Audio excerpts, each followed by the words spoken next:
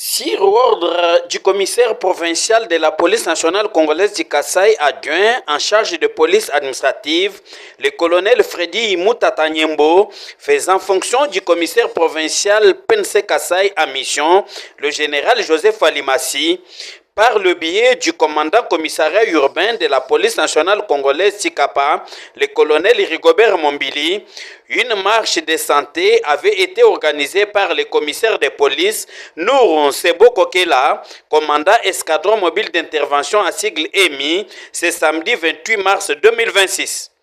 Le rassemblement des hommes sous ses ordres commence aux alentours de 5h45 devant l'état-major de l'escadron mobile d'intervention EMI en présence du commissaire Nour Sebo Kokela, commandant du dit unité, avant de présenter l'itinéraire.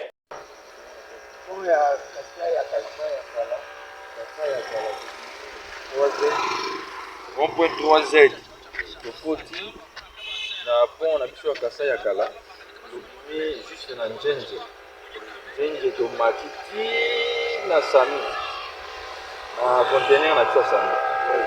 Partir ya wana, tofali mwa bukini moke, ale toye kokita, tozongeli meme itinéraire ti tokomi na Libumba. Ntango tokokoma awa sikoyo tokokata mwa place moko tovandi. Une fois les go donnés par le commandant Emi Chikapa, la troupe quitte l'état-major en direction du nouveau pont Kasaï. Avec cette ambiance, suivez les images. Au sortir du nouveau pont Kasaï, vers le rond-point 3Z dans la colline de Kélé, le commandant avec sa troupe prennent la direction de l'ancien pont Kasaï que je propose de voir les images. Une fois passé au rond-point 6h, dans la commune de Kanzala, les éléments de la police de l'escadron mobile d'intervention EMI, avec leur commandant, le commissaire de police Nour Seboko, et rejoint aussi les éléments de FARDC du 2105 régiment Kasaï au niveau du marché Kamalenga dans cette ambiance.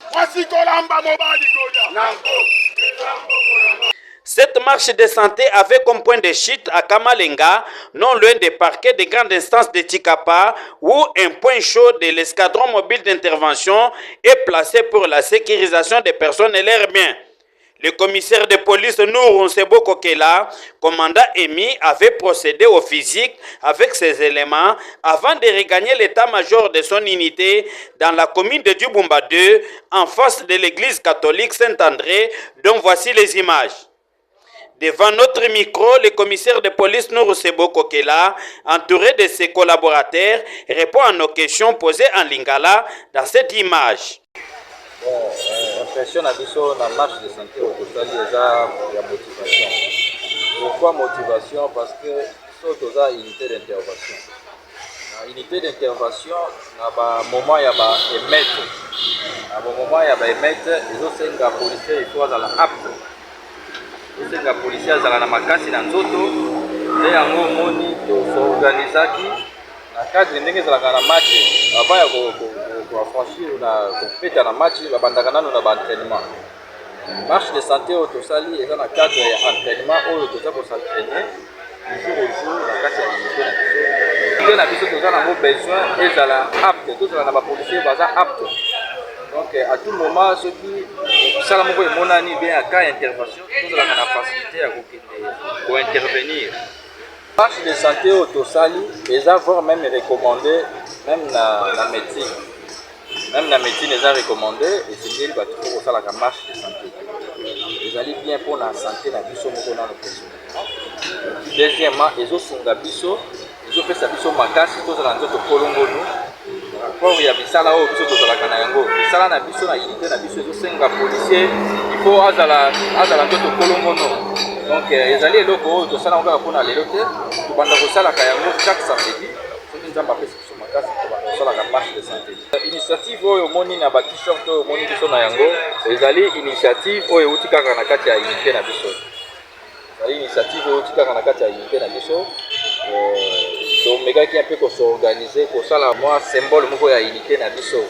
Ndenge pe baninga mosusu basalaka yango ezali kaka na kati ya bopeto na kati ya unité soki oza na kati ya bureau okoki kolongola meme veste na yo ya likolo ya teli otikali na lacoste to na t-shirt na yo ozwa mwa mopepe ezali juste kaka initiative oyo tosali na kati ya unité mpona kosala kaka ke mosala ekende liboso yo basuka ezali beaucoup plus naza kosala appel na bapolisier surtout ya garçon ya chikapa tomeka mpe kosala effort neti basamedi tokimaka mwa course wana tozosala wana course wana eza malamu mingi tala lelo ntango tokimi tokutani na bandeko na biso ya FRDC na bilili bokomona bango mpe babandaki kosala marche de santé esali mpe bien na biso ntango tokutani na bango elingi kolobaka eza kaka mpona emite baunité na surtout bakomanda mpe bakoki koambwate le pas koorganize na kati ya unité na ye mo quelques policiers neti basamedi kosali mpe marche de santé eza malamu mingi.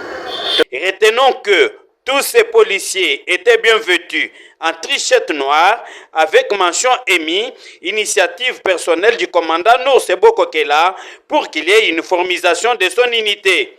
C'est sur cette photo de famille après un cocktail que la dite marche avait pris fin aux alentours de 8 heures locales. Depuis Chikapaville, commandant bébé Raphaël Ntumba, Sikop Kassai.